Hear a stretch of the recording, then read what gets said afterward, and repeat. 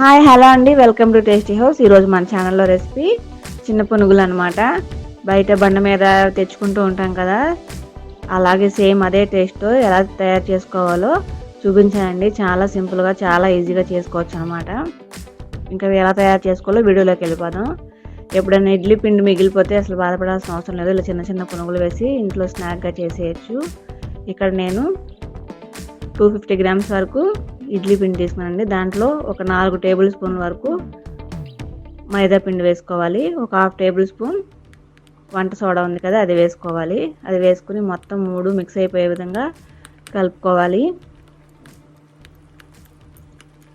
చాలా క్విక్గా అయిపోతుంది అనమాట. చాలా టేస్టీ రెసిపీ.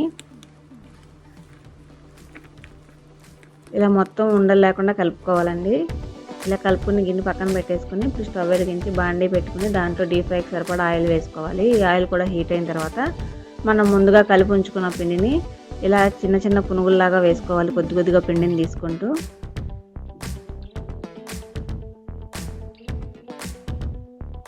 చాలా సింపుల్గా అనిపించింది కదా మీకు కూడా. ఎక్కువ ఏమి కలుపుకోవసరం లేదండి. బండి మీద బయట మనం తెచ్చుకుంటూ ఉంటాం కదా, సేమ్ అదే టేస్ట్ వస్తుంది. మీరు తప్పకుండా ట్రై చేయండి. చాలా సింపుల్ రెసిపీ కూడా. పిల్లలు స్కూల్ నుంచి వచ్చేసరికి ఈవినింగ్ స్నాక్గా కూడా చేసి పెట్టేయచ్చు. ఇడ్లీ పిండి అనేది అందరి దగ్గర కూడా అవైలబుల్గానే ఉంటుంది. సో చూసారు కదా, చాలా ఈజీగా చిన్న చిన్న పునుగులు వేసుకోవడం కూడా చాలా సింపుల్ అండి.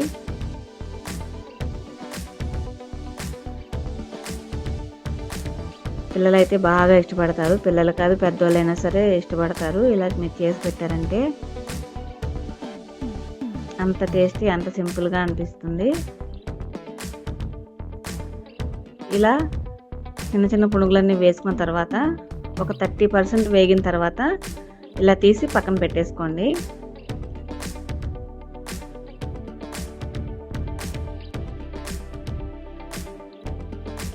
ఇలా తీసి పక్కన పెట్టేసుకున్న తర్వాత మిగిలిన పిండి ఉంది కదా, అది కూడా చిన్న చిన్న పునుగుల్లాగా మళ్ళీ వేసుకొని అవి కూడా కొద్దిగా వేగిన తర్వాత కొంచెం గోల్డ్ కలర్ వచ్చిన తర్వాత ముందుగా వేపు పెట్టుకున్నాం కదా, ఈ పునుగులు మరొకసారి వేసుకొని ఇప్పుడు ఎక్కువసేపు వేగాల్సిన అవసరం లేదండి. చాలా త్వరగా వేగిపోతాయి. వేపుకోవాలన్నమాట. ఇలా రెండోసారి వేసుకున్న తర్వాత ఒక 2 నుంచి 3 నిమిషాల లోపే వేగిపోతాయండి. ఎక్కువ టైం ఏం పట్టదు. ఫ్లేమ్ని మాత్రం మీడియం ఫ్లేమ్లో అడ్జస్ట్ చేసుకుంటూ వేపుకోవాలి. హై ఫ్లేమ్లో పెట్టుకుంటే మాడిపోతాయి. చూసారు కదా, ఒక 2-3 నిమిషాల తర్వాత మంచి కలర్ వచ్చింది, గోల్డ్ కలర్లో. ఇలా వస్తే పర్ఫెక్ట్గా వచ్చేసినట్లే.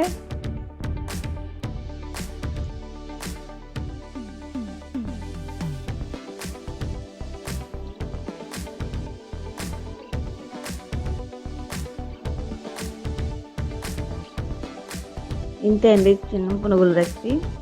ఇలా ఒక ప్లేట్లోకి తీసుకున్న తర్వాత ఇవన్నీ సర్వింగ్ ప్లేట్లో తీసుకుని కొద్దిగా ఉల్లిపాయలు, కొత్తిమీర, టమాటా చట్నీ ఇలా నంచుకుని తింటే చాలా బాగుంటుంది. టమాటా చట్నీ ఆల్రెడీ డిస్క్రిప్షన్ బాక్స్లో ఉందండి, చెక్ చేయండి ఒకసారి ఎలా చేయాలో. వీడియో నచ్చితే లైక్